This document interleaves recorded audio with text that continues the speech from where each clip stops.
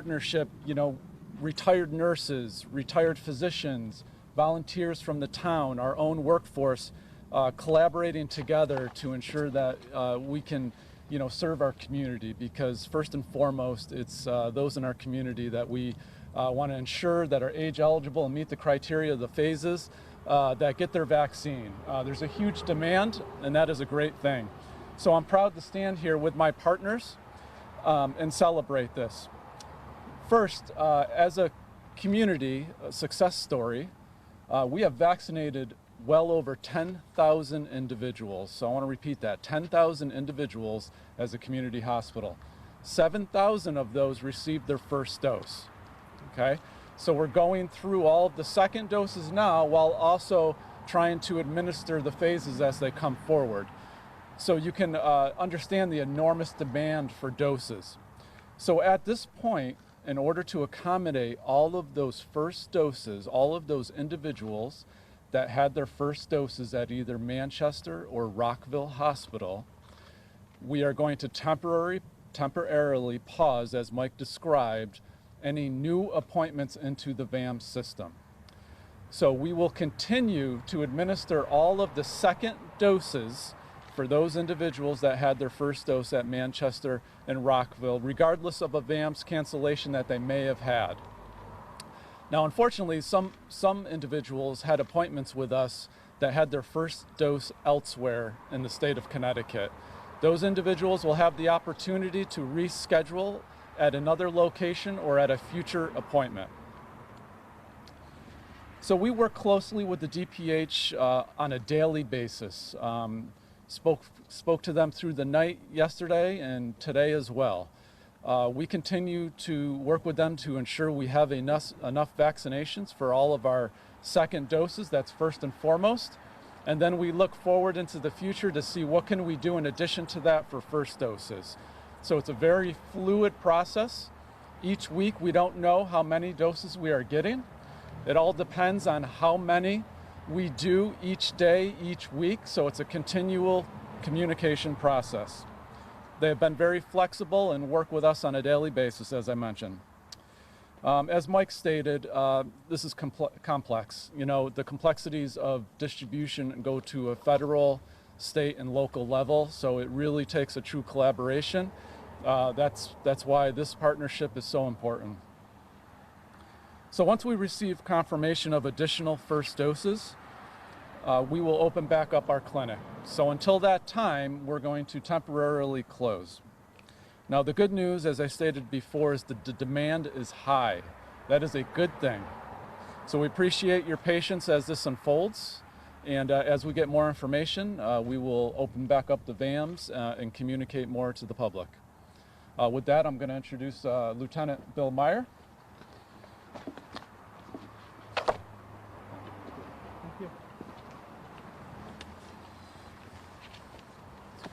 As you heard, the town and its partners have planned for the possibility that some clinics may need to pause vaccination due to supply.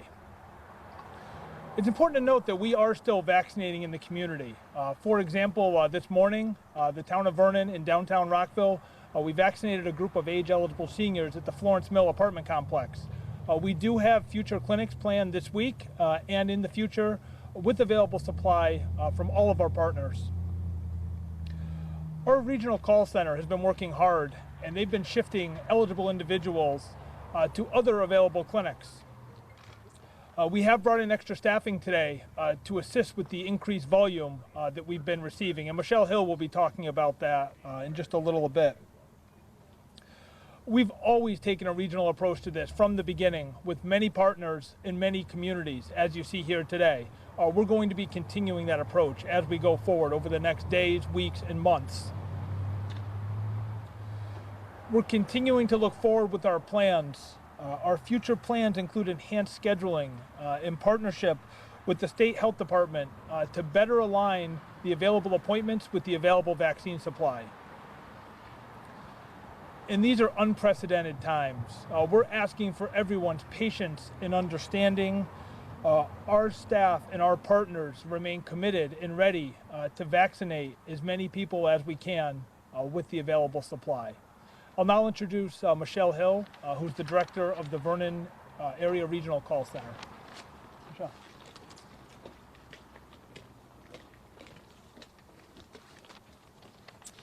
We've been very busy at our Vernon Regional Call Center. We've been able to schedule many appointments for seniors. For those that we have not been able to schedule, we are making a list. We're taking their names and their phone numbers, and we'll call them back once we have availability. The call center is staffed by Town of Vernon employees, including social services staff, Board of Ed employees, and we also have staff from surrounding towns that are in our region. Those towns include Vernon, Summers, Stafford, Ellington, and Tolland. Callers have been very appreciative to be able to talk to a live person and share their situation and get help. The call center number is 860-896-4568.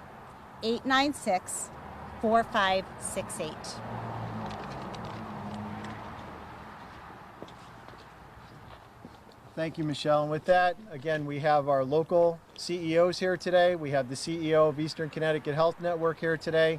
And any of the other speakers, we're glad to take your questions at this time. Can you talk about what we're seeing now? Yukon Health announced yesterday, they got lucky. They got 1,000 extra vaccines from the National Guard.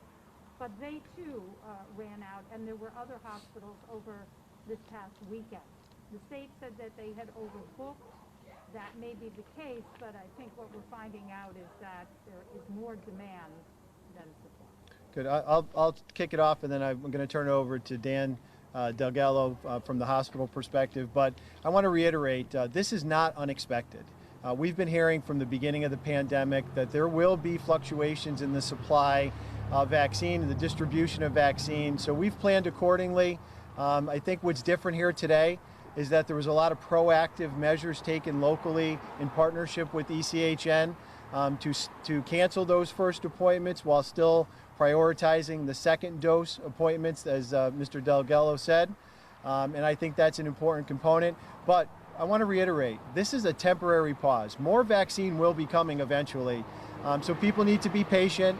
We have a call center here that people can call that are still interested. We're maintaining lists of interested people, so when the hospital opens back up, we'll be able to plug those individuals that are age eligible right into an appointment for their first dose, or get them into another clinic that's happening locally here or regionally with some of the towns and our local health department as well. And with that, Mr. Delgado, if you'd like to further. Maybe, Dan, you could also address what message you have for people. Say someone came to the hospital, get a vaccine, now they see the news and they say, oh, we're run out. What do people need to know if they've gotten the first vaccine? Sure. So to get to your first comments with Mike, it is a demand issue. I don't think we overbooked. You know, the complexity of this is that it's 2 shots, right? I think we would be having a different conversation if this was 1 shot. But the time limit for the second shot adds to the complexity, and the demand is just too high right now. So I think other hospitals like Yukon and our sister hospital, Waterbury, had to reset and temporarily close while we accommodated the second shots. So for your second question, the CDC released new guidelines that you can receive the second shot up to 43 days after your first. So there is leeway that you can get that second shot. So the best advice is to be patient. More vaccine is coming. It's not if, it's when. So patience, or there's the ability to schedule at other clinics. And if you got your first shot through you guys, Yep. you have that second one. That was already a known fact. Is that right? I just want to. That is accurate. Yes. Okay. Do you wish, I guess, looking back allocation-wise, I mean, do you wish you had slowed things down initially, or you know, just looking back? I mean, it's unprecedented time. Like, it's interesting. You know, it's always easy to look back, but I don't. So we vaccinated 7,000 first doses. Those 7,000 are going to get their second dose. So that's an incredible story. What was the 10,000 figure you had mentioned? I'm sorry, yeah. So 10,000 total, over 10,000 now. It changes by the minute. 7,000 first doses, I'm sorry. Yeah. Here in Vernon, this is kind of the opposite problem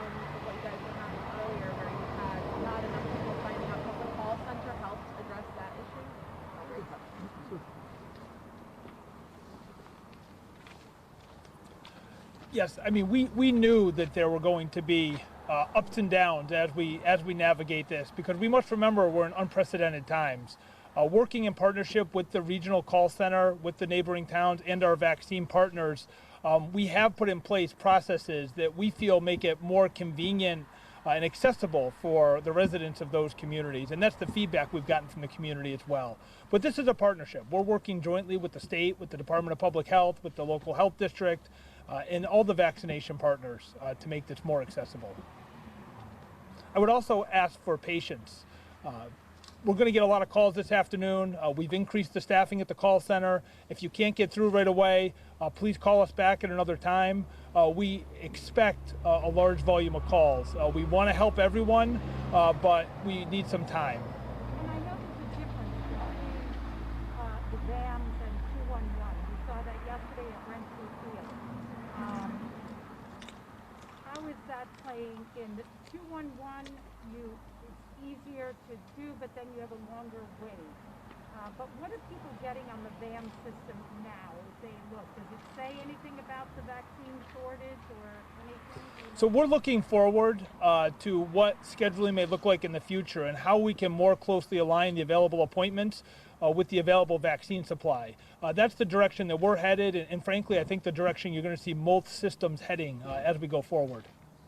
And Dan, just follow for folks who have signed up through your health system, you do go through the VAM. Is that correct? I just want to clarify. That is accurate. Yep. So, do you, how many folks maybe woke up and do you have cancellation appointments because of this supply? And do you have a number of maybe people who are now have to change plans? Yeah, so it's a fluid process because many of the people had their first shot at ECHN, and we want to ensure that they continue with that second shot. So that's a difficult question to answer because many of those patients are still coming in for that second shot. So that's the hard thing, is kind of where are those folks, and Correct. And that's why you'll have more people to answer calls. That's correct. So there's vaccine for those who got their first shot here, but if I'm new, that's on hold. That's correct. Okay, thank you. And our staff will be available to answer questions individually. We will also have some availability inside our call center if you'd like to come in and see the call center and those taking the calls. So thank you very much.